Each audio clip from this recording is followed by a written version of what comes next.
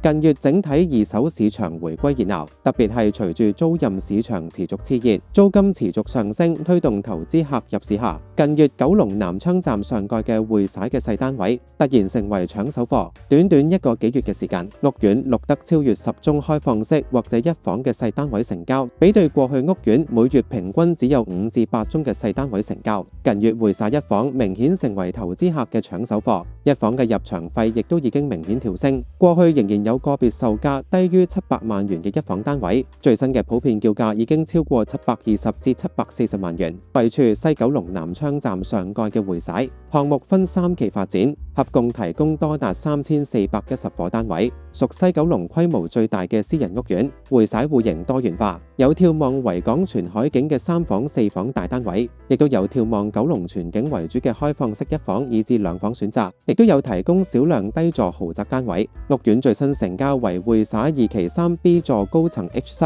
屬362平方尺嘅一房單位。早前同時間多達3組買家同時出價爭住買，最終成交價搶高至730萬元，尺價高達20166元。不過比對於業主早於2017年以864萬元嘅購入價，業主持貨8年蝕讓15%。近期屋苑一房單位突然搶手，主要因為屋苑一房租金顯著回升至22,000至23,000水平，比過去2萬元月租有明顯升幅，回報高達3.5到4厘水平，自然吸引投資客入市。想知道更多成交消息，記得訂閱我哋頻道，撳埋個鐘仔，只要有新片你就立即收到通知。我哋下條片再見啦，拜拜。Century 21.